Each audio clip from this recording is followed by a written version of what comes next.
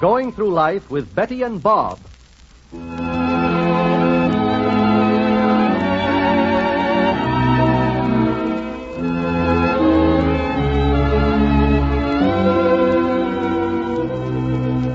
This is Milton Cross, ladies and gentlemen, inviting you to join us for a visit with Betty and Bob Drake. But first, a few words from a friend of yours.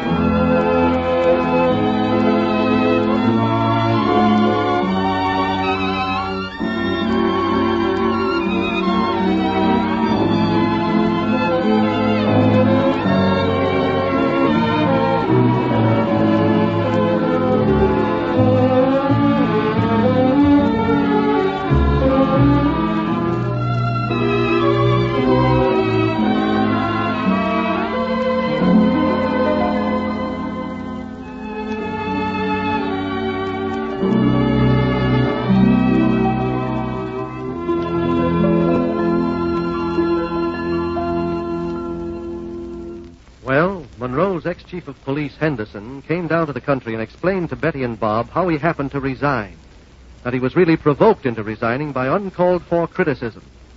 He let his anger get the better of him, and only after his resignation did he realize that he had played into the hands of those elements in Monroe who didn't want him in office because he represented a threat to their corrupt existence.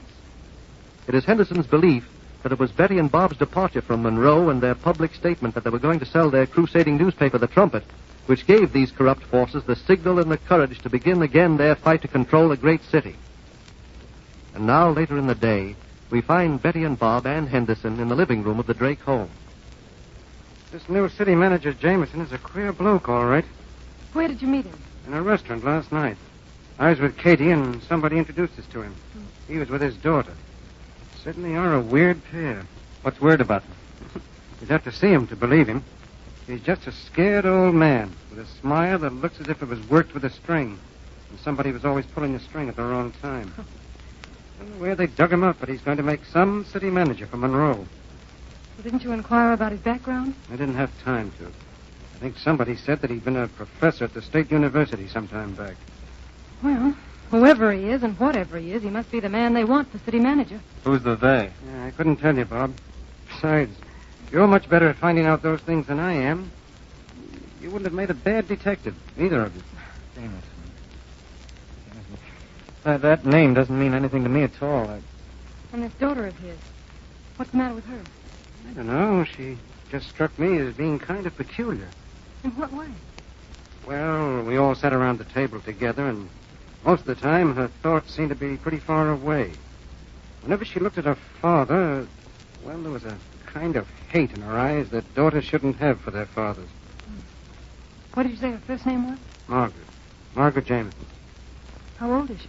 Oh, in her early 20s. Is she attractive?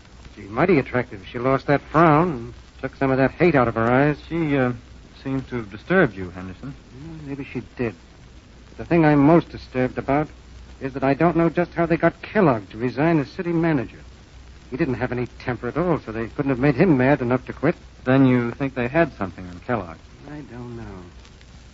Maybe. It'll probably be only a matter of weeks before all the old gambling and vice joints are open again. Before we start hearing rumors of graft. Before all the good work you folks accomplished with your newspaper goes into the ash can. That's something that mustn't happen. Who's going to stop it from happening? We are. Bob. Betty, I still own the Trumpet. I'll call up Swanson and give him orders to start an investigation of Jameson. To keep all the reporters on the lookout for the joints we closed opening up again. But what happens when you sell the trumpet? Who's going to sell it? I'll never sell it. Well, the story Well, is you can forget that story.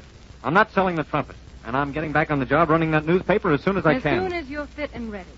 And no sooner. Oh, what do you want me to do, Betty? Just sit around here in the country and become fat and lazy? I'll see that you become neither. I'm sorry if I started a family quarrel. Never mind us, Chief. I'm no longer chief. Just call me Henderson. You'll be chief again. And then I'll let you call me chief again. But as I was saying, I'm sorry if I started a family quarrel. Oh, no, you didn't start it. This quarrel has been going on since the day we left Monroe. And it's not going to stop until we get back to Monroe. Bob, are you serious about not selling the trumpet? Am I serious, Betty? Yes, he is. We'd planned on selling it, but I see the idea is hopeless now. And, well, I suppose I'm glad of it. Oh, Betty. But Bob is going to stay right here in the country until he's completely well again. And there'll be no further nonsense about that. You don't mind if I try to run my newspaper by telephone, do You let Swanson run it. He's a good man, and you wouldn't have hired him. I know, Betty, but... I don't want you in the house all the time bending over the telephone, Bob. I want you out in the air and the sunshine. Air and sunshine. I think I'll call Swanson now. Bob, there's no rush. And besides, you ought to think over everything, Chief. Yes, Chief Henderson has told us. Think it over carefully. What are you going to do? Make up a plan of action while you're talking to Swanson on the phone? I know just what I'm going to do. Well, you've got to think it out beforehand. I've thought it all out. It's just a matter of unlimbering all our big guns. Say, Henderson, Yeah, Bob? you're a free agent now, aren't you? If you mean I'm a man without a job, yeah. Well, you've got a job, if you want it. What? Now, as far as salary is concerned, I'm sure there won't be any difficulty. What job? Yeah. What are you talking about, Bob? Well, if Swanson is going to start an investigation of Jameson, and this whole change that's taking place in the city government, well, I think he could do pretty well with the assistance of a first-class investigator like ex-chief of police Henderson. Huh? Well, that's a marvelous idea. Now, Henderson, don't look as though you're going to hesitate. You came out here because you were burned up about the way things seem to be going in Monroe. You wanted us to do something about it. Well, you join us. Special investigator. Yes, huh? I'll put a reporter to work with you. You can have a byline, too. In your official capacity before, there were probably a lot of things you couldn't do or say. But working for the Trumpet, you've got an absolutely free hand. Free hand. That sounds tempting. Is it a deal?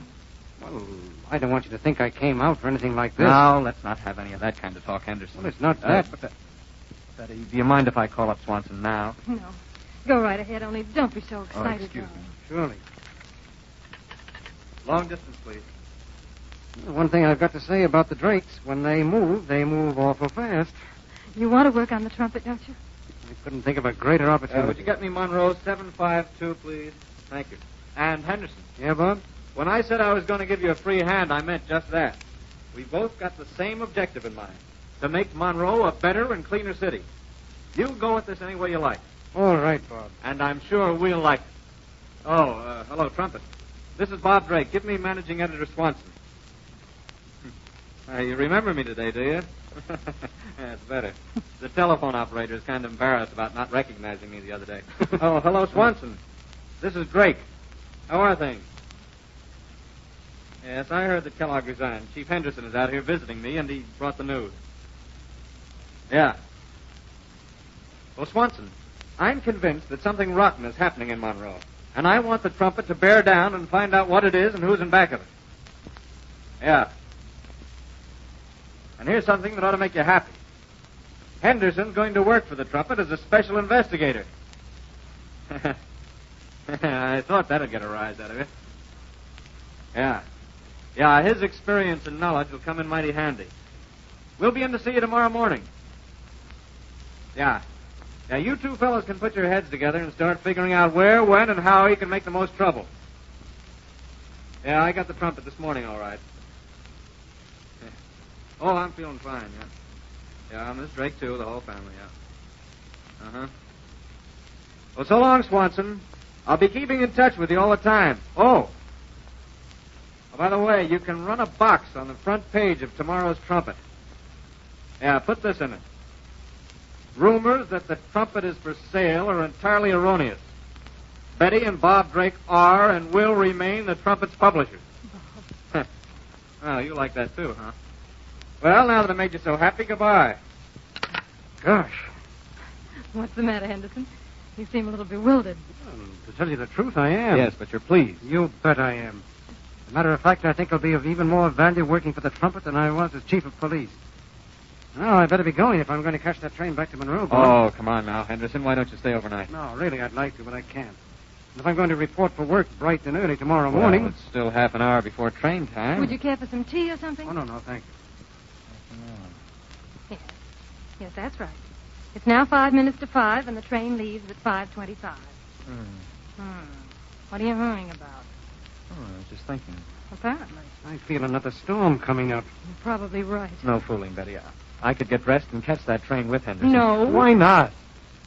I think it'd be only nice if I was there when Swanson and Henderson met. We've met already. And that's that. I know, but I'd like to be there when they talk over plans. And after all, I'm the publisher. Yes, and you've just gotten over being a very sick man, too. Oh, that again. Yes, exactly, that again.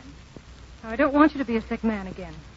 You're going to go dashing into the city. I'm not going to go dashing in. I'm going to sit in the train and be comfortable. You're going to get a nervous breakdown. That's just it. How do people get nervous breakdowns? By behaving the way you are right now.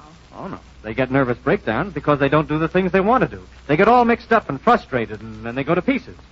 I'm going to get a nervous breakdown. You're not threatening one, are you? Well, no. Bob, What? don't. Be sensible, won't you? Oh, all right, I'll try, but it's going to be awful hard. I know. If you get a nervous breakdown, it'll be my fault. Won't it? Oh, Bob. All right.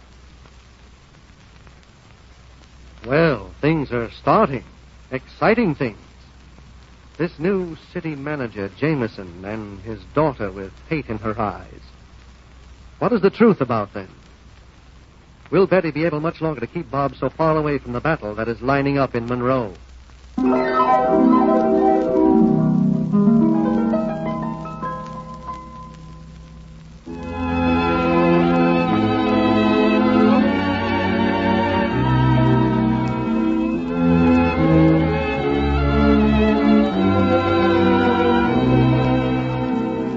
This is Milton Cross again, ladies and gentlemen, inviting you to take a moment to listen to an important message.